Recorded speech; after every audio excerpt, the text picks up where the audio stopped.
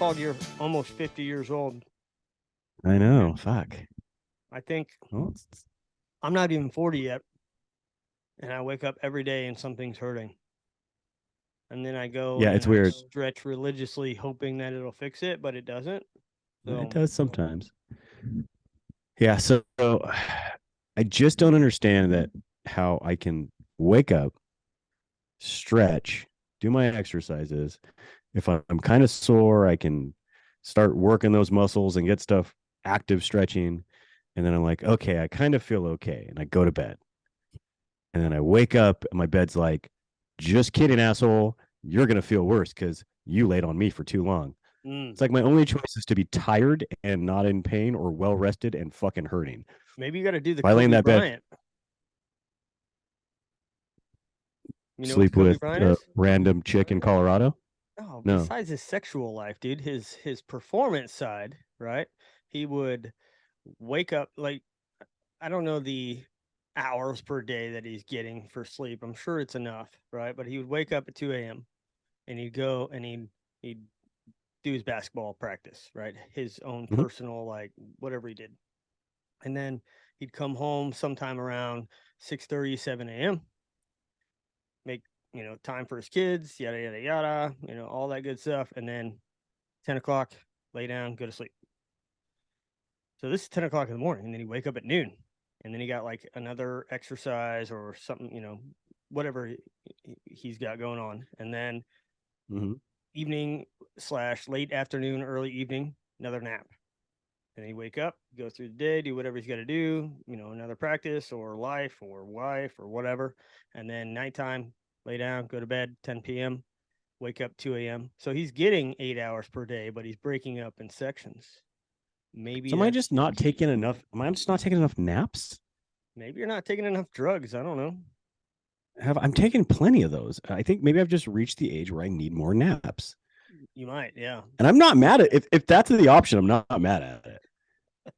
Maybe you need the same amount of sleep, but you need it broke up over the course of 24 hours. Sit down and have a nap, Grandpa. You'll feel better.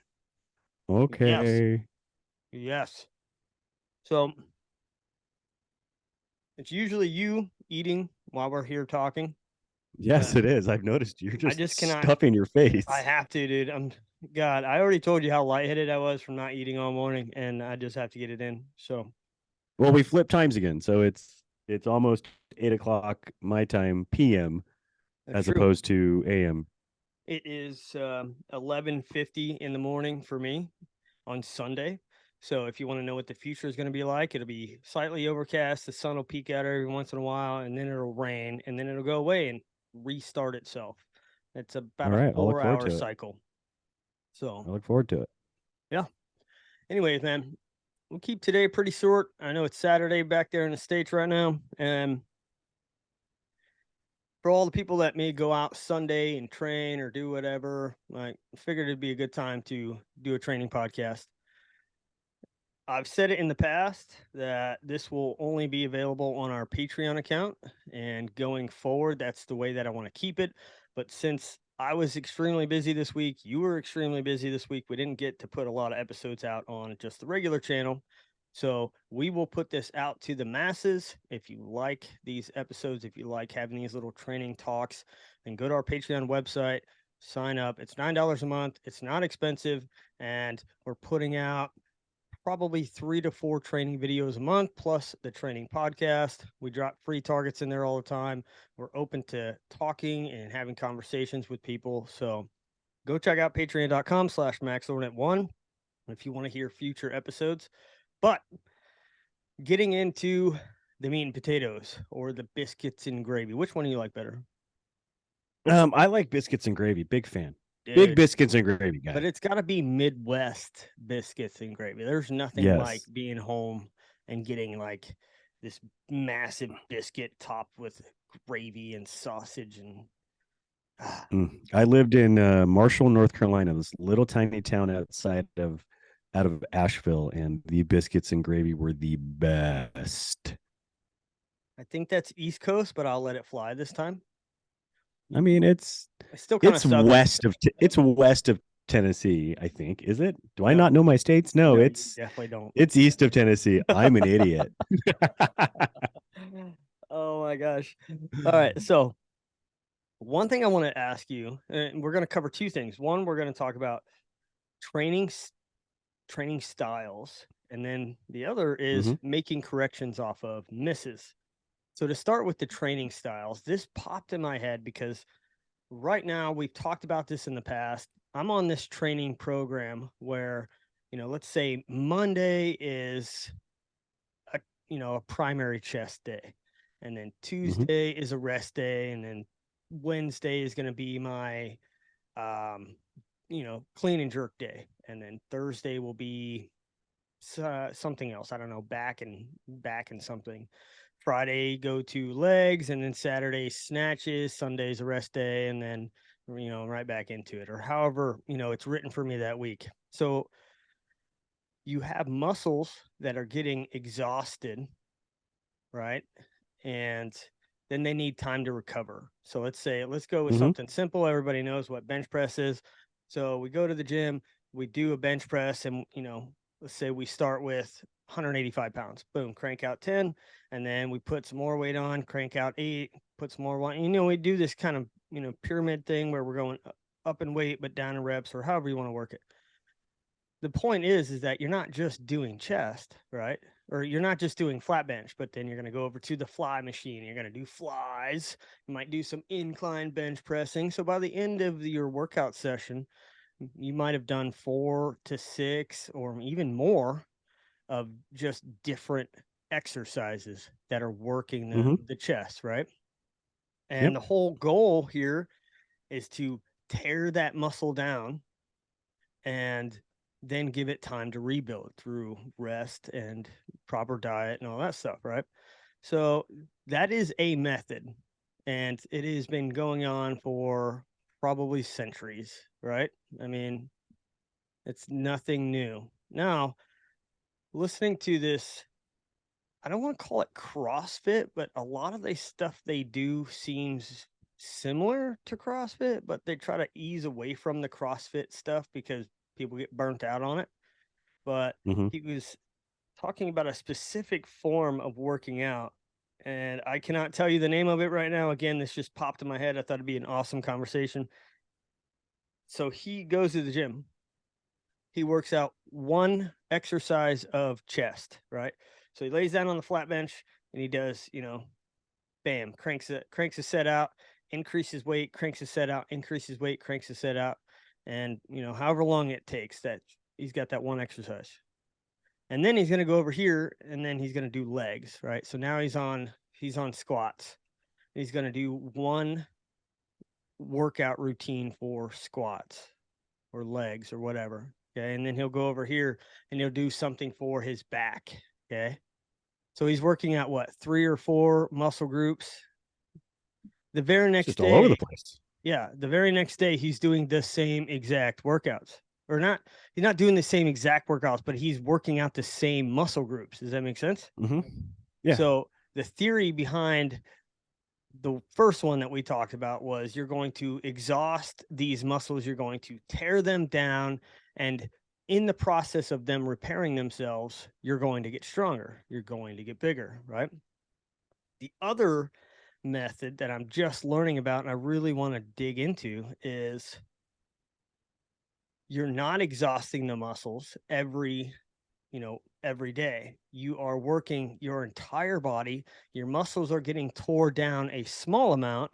And then throughout Hmm. the rest of the day, throughout your night, your rest cycle, then you work them out again the next day, right? And then they've repaired themselves by that time, right? So you Hmm. don't need a 3 or 4 day rest between muscle groups because you didn't break it down to that deep level before. Does that make sense? Yeah. So I know a lot of people who listen to this podcast don't give a fuck about working out, going to the gym, and don't want to hear about how far I ran. I get it. Like the physical fitness stuff is me. I feel that it's extremely important if you want to be good It in is. this realm, right? If you want to be a good golfer, you want to be a good anything that requires some type of athleticism, you have to put some effort into it, right? Some people just don't care, and that's fine. It doesn't bother me. But if you take those two mentalities and you try to apply them to going to the range, right? So, Jeph, let's say, and even if you're not going to the range, maybe it's just dry fire. So, today we're going to bust out the tripod, and we're going to work on standing, natural point of aim, and good trigger press, building bone support, getting that right foot placement, everything's in the right spot. And we're going to do, 60 reps of perfection. And it's going to take us 2 hours at the range to build this, right? Mm-hmm. Which is very similar to the very first workout program I told you about. Like today, we are Yeah. going to perfect that standing position. It's going to happen. And then there's the other side where, hey, we're going to go to the range. And today we're going to do 5 reps of standing. We're going to do 5 reps of sitting, 5 reps of kneeling. We're going to do some prone. Then we're going to shoot off these barricades, right? And your end goal is still to put in perfect reps, right? Because that's where your habits are built. But you are spreading out the workload. So, question for you there, right? Because I'm relying on you for, I don't want to say your expertise in firearms training, but you've been around a lot longer than I have. I don't want to put a number on it or anything, but it's like 8 years. No big deal. Sure. Yeah, no big deal. But no, from your perspective, right? With your background, with my background, I'm just curious, like, what do you think the benefits are to one versus the other? And is there I mean, a so I don't know if it correlates 1 to 1, right? But I will say that in the first example, which is how everybody's been doing it forever, even in that example, um you've got high reps, low weight, and you've got low weight, high reps, whatever, if I said that backwards. But even in that, where you do 185 pounds, but you knock out 80 of them, or you've got 120 pounds and you knock out 160 of them, even those will build your muscle 2 different ways, right? We're talking bodybuilding, we're talking strength building, 2 different things, right? On how much you break it down. But what I will say is, in the first example would be how I train, because I want to isolate things. Because sometimes, for instance, for me, when I go to the gym and when I work out, or if I'm working out here, my movements are semi-complex just because I do a lot of rotational stuff. Is that my alarm telling me to look? It's my alarm telling me to take my meds. I do a lot of rotational stuff, a lot of things that are balance work, a lot of body weight stuff, or kettlebells, where I'm doing a lot of rotational one leg standing. So for me, it sometimes takes 20, 30 reps for me to find my groove to actually do it correctly. So if I'm doing 20 reps incorrectly, then I stop and do something else. There's no benefit. There's no educational value in that first 20 reps. If I go to the range and I do 20 trigger presses from standing, and then I do 20 trigger presses from a kneeling, and if I'm not perfecting the one thing to make it habitual and to make my body understand that that's how it needs to move every time before I move to the next one, that's how I learn. I struggle when I start spreading things out. So everything I do training wise, I always isolate. I may work out more than one muscle group just based on how I exercise, but I don't do more than 3 or 4 different exercises in my sets, because I want to perfect each. And every time I do it, I get a little better in each. I may be more tired, but I'm doing it better, because sometimes it takes me that long to perfect that. Well, why would I stop after 10 or 20 of those? As soon as I start to get good, you stop and go do the other thing. So I'm not a huge fan of jumping around, because I don't personally learn that way, and maybe other people do. But I've been around long enough to know how I learn, and I'm the first example. So I feel like you look at all your top tier bodybuilding, weightlifting competitors, right? And they follow that first program where You know, each day is dedicated to 1 or 2 muscle groups, and then the next day 1 or 2 muscle groups, and then the cycle just keeps repeating itself. Mm-hmm. Not saying that working 4 or 5 body parts each day isn't going to work. You're just not seeing it with the top level people, right? But then Yeah. applying that to the precision rifle training side, I feel like it's a complete opposite, where people will go to the range and they're going to work on 10 different skills that day, right? Mm-hmm. Instead of focusing on 2.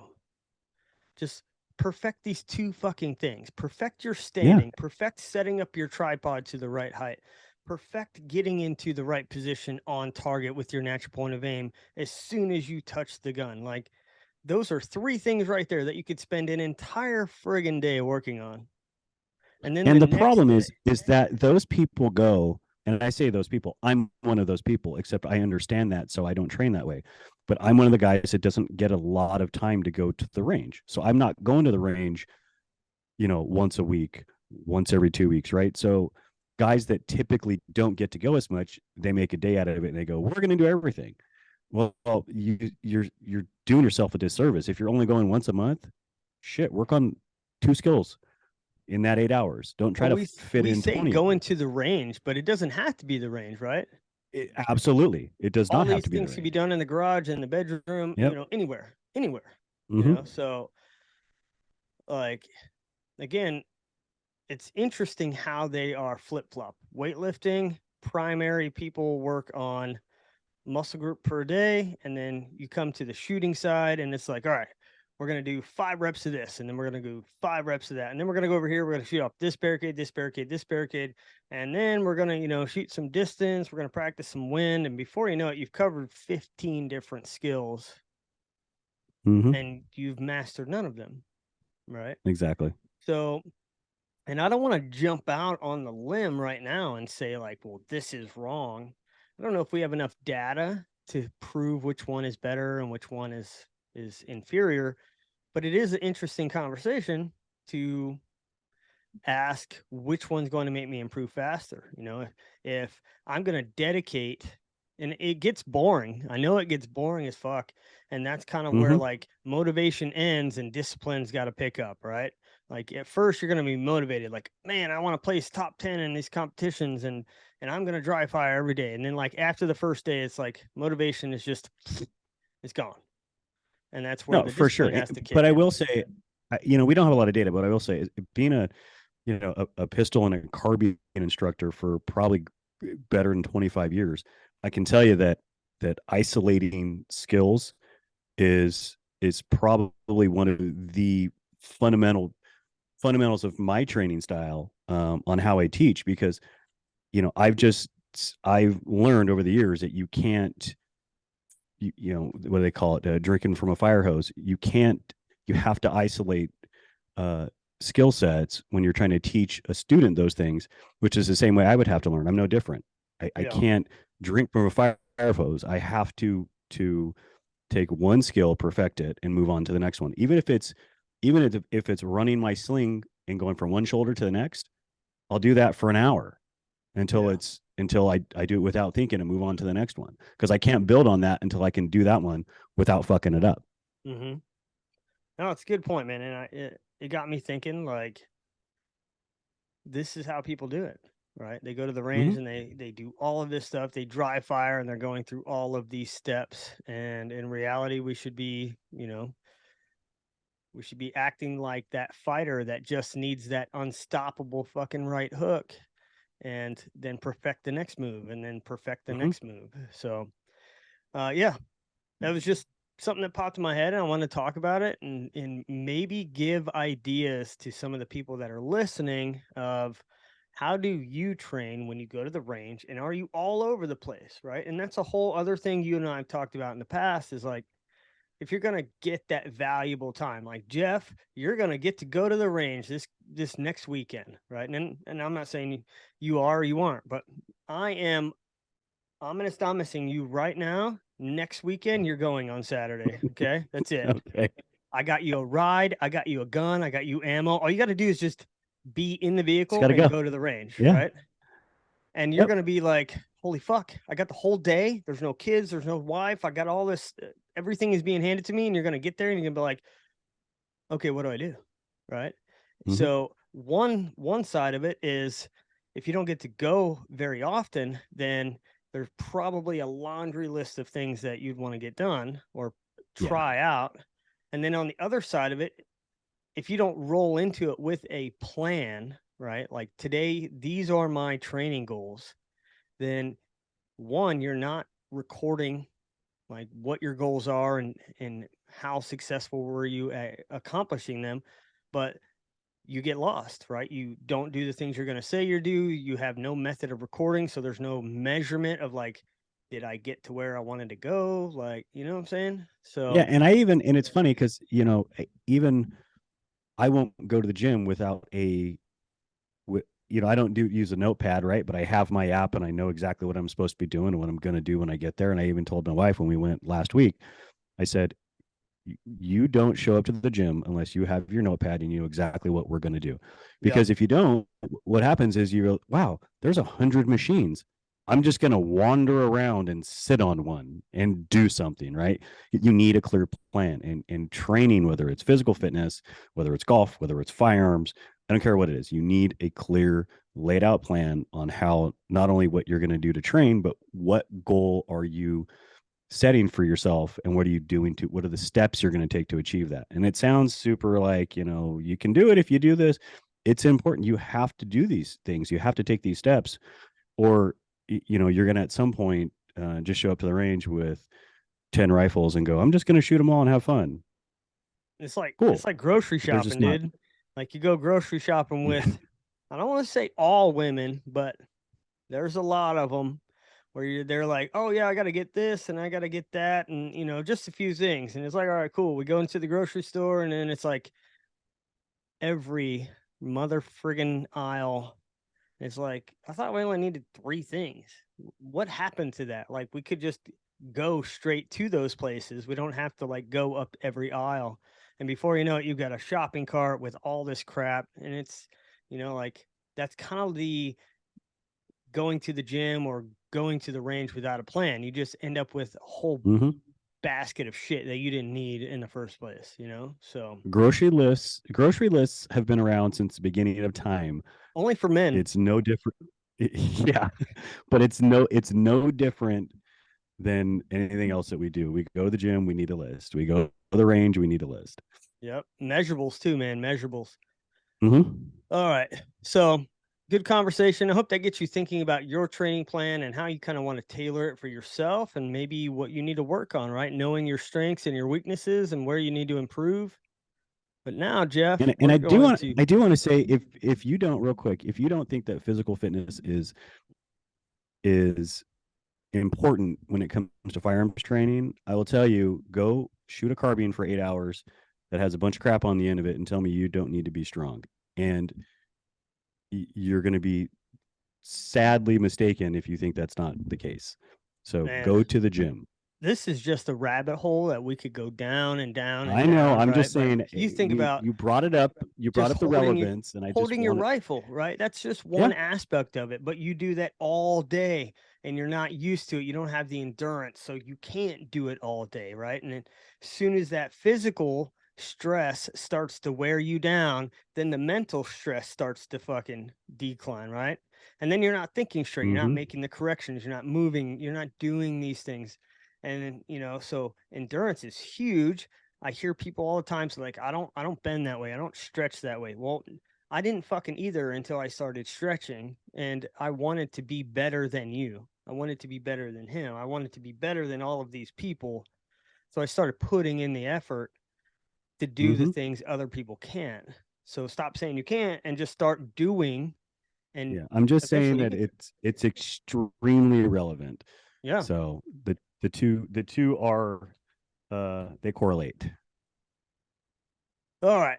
So, second last topic for today is making corrections, right? We all want to talk about, and I've got awesome podcasts and I've got awesome YouTube videos. I think they're awesome anyway. And if you don't, you can leave a comment. I'll delete it and we'll all move on with our lives. But we have all of these episodes talking about wind and how to make a wind call and how to use the formula and how to, be more proficient, how to identify it.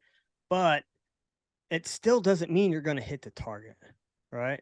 We can make the most awesome wind call there is. Still doesn't mean you're going to hit the target. People miss all the time. I miss, right?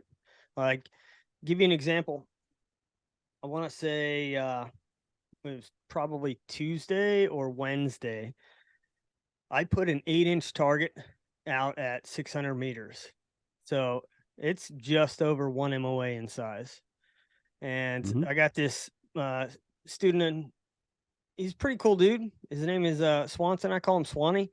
And you could just tell he's one of those competitive guys, right?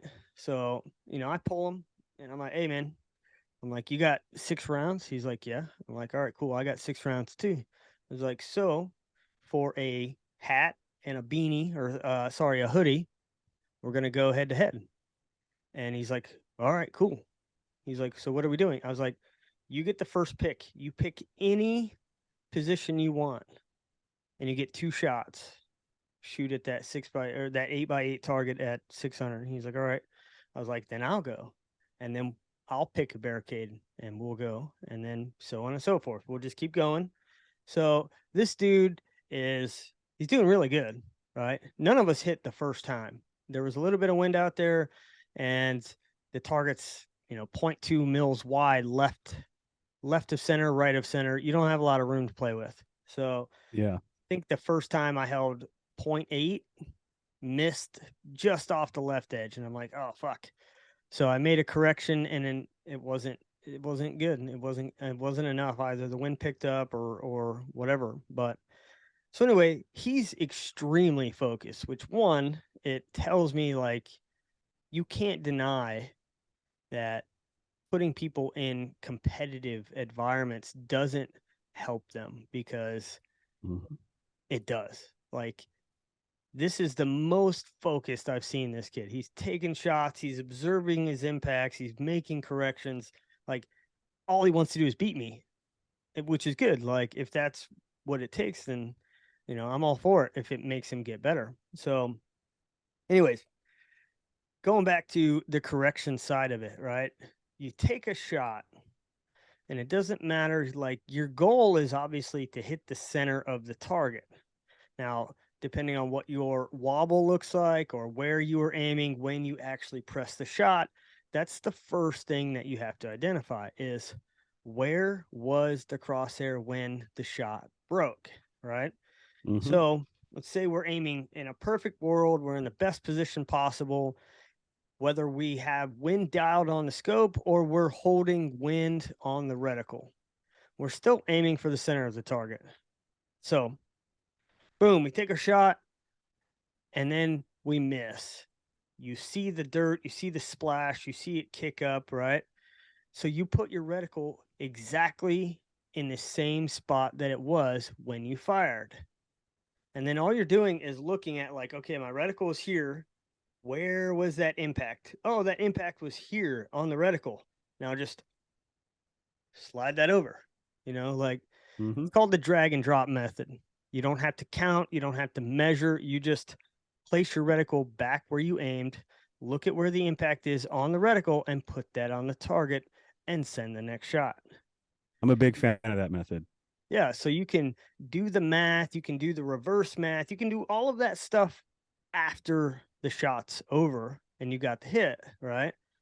But the idea is that you're getting the hit out faster than hopefully the wind changes or things change or whatever, right? So drag and drop method, it's tried, it's proven, it's easy, right? So I have the highest of technology on the screen, Jeph, right? Oh God, what is about to happen? This is Max Ordinate. We are up here, okay? So I have a PowerPoint presentation with a target and a reticle and a fake little impact. And I'm just going to move things around on the screen with my mouse. All right. I Let's mean, fucking do it. got to start somewhere. So here we I are. know. Let me bust this screen out for you. Okay. So just to give an example of the drag and drop method. So here we are. We have a yellow target center of the screen. We've got a mil dot reticle. That's all we need, right? So here we are, Jeph. Let's say that we're in a position where we got a little bit of instability, right? You see that movement? Okay. You got I bad natural do. point of aim, bro. Oh, it's going up and Yeah. down now. Fuck. It's gonna be You a got bone problem. support failure. Okay. So anyway, here we are, here we are, here we are. Boom. Now that's the last position. You see the reticle. And then your eyes close, the gun moves, right? And you settle somewhere over here, right? Because you got bad recoil management and your buttstock placement sucks, yada, yada, yada. Yeah. So what we do is one, we see where the impact happened. Hopefully your recoil management was good enough to see that. So here we are. There is your impact. So you're going to take your reticle and you're going to put it right back where the shot broke. Does that look about it? Maybe a little That's lower. roughly it. It was a little top left corner, so I would say that's fair, right about there. Okay. So we put the reticle And then boom, right, look at that. right back where it was when the shot broke. Yeah. And you could see the impact is right around 2.1 to 2.2 mils, but that's irrelevant right now. Doesn't All we're matter. going to do is slide this Drag guy that bitch over. right? And we'll get it settled back right about there. And we're good to go. All we got to do is shoot, right? So now, and we have the tool. We have the tool right in front of us to use it. We have the dots. That is it. We have the tool right there, right? So it's super easy. And what I mean by like once the engagement's over, you can go back, you can recalculate, see what the math actually played out for a wind correction that you were wrong about because it happens, right? So the correction there was 2.2 mils. So let's say we're shooting at 700, right? Or we could go 400, 500. I mean, you pick one. Pick one. 600. 600, right? So we'll look at 600. Our starting wind call is 0.6, right? That's what our baseline is for our wind formula. Now, it took 2.2 mils of wind correction to get on the target, right? We took our shot, boom, we missed, but now we have the answer. The answer is right there in front of us. We just have to take it. So we make our drag and drop, we fucking shoot, we hit, but now we take that number, 2.2 mils. How many times does 0.6, and we're using 0.6 because we're shooting at 600, how many times does 0.6 go into 2.2? If you want to make it easy, 6 into 22. It's roughly 4, right? Yeah, not quite 4. Not quite 4. It's a little less, but we're just going to kind of round up and make the math easy for this scenario, but 4 times. So now we look at what mile per hour gun do we have? If I'm shooting a 308, I have a 4 mile an hour gun. So 4 times 4, because 6, right? 0.6 went into 2.2 4 times. I have a 4 mile an hour gun. So 4 times 4 is 16. I'm dealing with roughly a 15 mile per hour wind. 16 mile per hour is what the math came out to, right? If I'm shooting my 6BR, my 6XC, maybe I have a 6 or a 7 mile per hour gun. So 7 into 22 is 3, right? Or sorry, 6 into 22 is 4, but then 7 into is what? 3-ish. So we got 6 into 24, or sorry, 6 into 22 is 4. You know what I'm saying? We have a 7 mile an hour gun. So 7 times 4 is 28. So we'd be dealing with a 28 mile per hour wind if we had to hold 2.2 mils at 600. Yeah. Does that make sense? Yep. I was getting a little wrapped around there for a second. I was like 6, 7, 3. But so yeah, you can do the back math to figure out what the wind speed was. And you can use that several different ways. If you got other targets to engage, now you have more of a better baseline to gauge off of. But you can also look downrange and say, okay, look at that tree. This is what that tree does in 28-mile-an-hour wind, or this is what that sagebrush does in 16-mile-an-hour wind. Like, you're starting to gather visual cues of what is happening downrange and what's the effect of this wind on the vegetation in the surrounding area.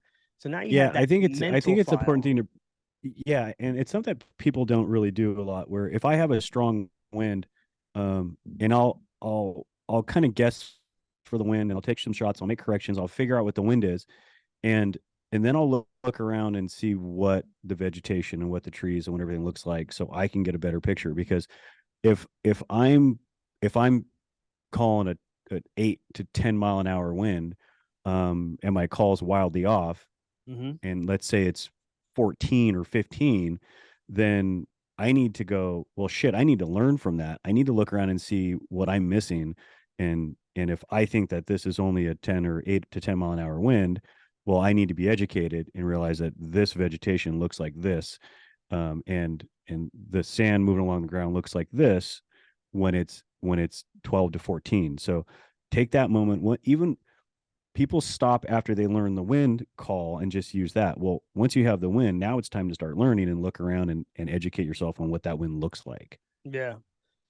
And that's one of the things that I push to these guys. I push to the students for, our company, Max Ordinate, is once you've taken that shot, you have the answer right in front of you. Wherever that bullet impacts the dirt, you have the answer to the problem. Before, you were just guessing. You're just like, I think it's 10 miles an hour. I'm going to hold this. But now you have the answer. What you're going to do with that answer depends on you, right? A lot of people just say, oh, I held 0.4 for 400. I'm going to hold 0.5 for 500. I'm going to hold, and it doesn't always work out that way, but sometimes you get lucky. But you get into those real tricky wind environments and you're going to get your ass beat. And, Mm-hmm. that is just another one of those fine little details between the average shooter and the elite, right? So, anyways, man, I thought that would be a good training topic for this weekend. Getting out there, practicing drag and drop method, and you can do that. Just don't make a wind correction, right? You got a little bit of wind blowing, you aim at small targets, aim center, right? Don't make a wind correction. Practice recoil management, practice spotting that round, and then putting your reticle right back on the target, and then sliding it over and putting the impact part of the reticle on the target. Practice, right? Practice. Yeah, and everybody has, everybody's buying the latest greatest reticle. Everybody's buying, the super busy, and it's got to be this one, and it's got to be whatever. Well, use it. Like, Yeah. use that reticle. Yep. Don't just buy it so you can, have what you think you're supposed to have. Like, use that reticle. The tool's there. I mean, Well, that's why those dots. Jeph has this reticle, so I wanted to go and buy it. Yeah, That's what somebody exactly. told me. Somebody told me that the other day. I'm like, Jeph has this reticle, so you wanted to buy it? And they're like, yeah, I really look up to that guy. I'm like, you need counseling. There's something wrong there. Nobody told you that. All right, But man. now that just means that I have to get out this weekend. So I'll be out there Saturday. I'm gonna dust off the 308. And I've got some ammo to burn up, and I figure I can go get my ass handed to me out there with the 308. So I'm not going. I mean, that's gonna be my training gun, right? I'm not gonna bring a 223 no recoil. I'm gonna bring a shitty short 308 that's gonna suck to shoot. That's what I need Snappy, to train with. powerful, all the good stuff. Yes. Mm-hmm. Well, for those of you who are listening, coming up this weekend is our Precision Rifle 2 course. It's all about alternate positions, shooting from tripods, learning the principles from supported positions. You can take day 1, day 2, or day 3. We are at 50% capacity right now, which is about normal for this time of the year and also this class. I think people just say, I got the basics and I'm good, right? But if you're looking to elevate and get better and learn the tools, learn the tricks, and focus on fundamentals of these different positions, then you could still go on the website. You could still sign up for any one of the days for this weekend. The class tops out at 6. We are currently at 3. Plus, we'll have a few of our team shooters there, like I believe you're going, Russ, Vanessa. Mhm. So a lot of people will be out there. There's going to be a lot of one-on-one time. So if you're interested, go to the website, check it out, read the description, make sure it's what you're looking for. It's a good class. We usually end it up on the field course. I love that freaking field course, dude. It's hard, it's challenging. And the way that Yeah. I kind of built it is just, every position you get 2 shots and that's it. Shoot the big target. Oh, good. Your wind call is good enough to hit the big target. Hopefully, you can make a very fine correction and hit that one MOA target that I put out there, or you're just going to keep being very, very mad. So, man, I'm looking forward to getting home at the end of May, going out there, getting some trigger time with you, shooting the field course, and just getting back into it, Definitely. man. So, anyways, I'm gonna let you go, get your stuff done, hang out with the fam, get ready for tomorrow. This coming week, I'm gonna try and get together at least twice, crank out a couple more episodes. It's gonna be not too bad for me, but every day this week we have night shoots. Like there's something Oof. about talking about owning the night and then actually going out and doing it. So, I know. gonna be some late nights Yeah, this this week, week man.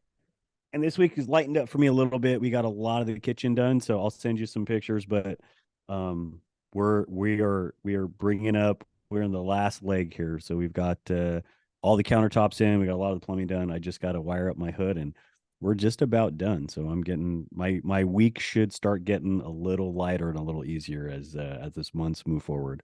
I can't wait to see it, man. It looks great. Next episode, you're gonna have to tell us about how you purchased a stove that was slightly too big and you had to do some weird ass modification. It's a story for On the another day, but I fly. can't wait to hear it, dude. I can't wait to hear it. All right, brother. So until next time, Jeph, appreciate you as always, man. All the listeners, thank you guys for your support. Like I said, I can't say it enough. Go to patreon.com/maxordinate1. Look for our private VIP info. If you're interested, sign up. If you're not, just fucking cancel and listen to No the big freebie. deal. Yeah, not And if we you're won't watching hate this you on for it. YouTube, if you're So watching this YouTube, please hit the notification bell, subscribe if you're not subscribed. It only helps us, it helps the algorithm, and drop a comment down below. We answer all of them because we got nothing else to do. So have a chat. I always forget that part. I'm glad you remembered. All right, people. This is Tyler. That's Jeph. We appreciate you, and we'll see you next time.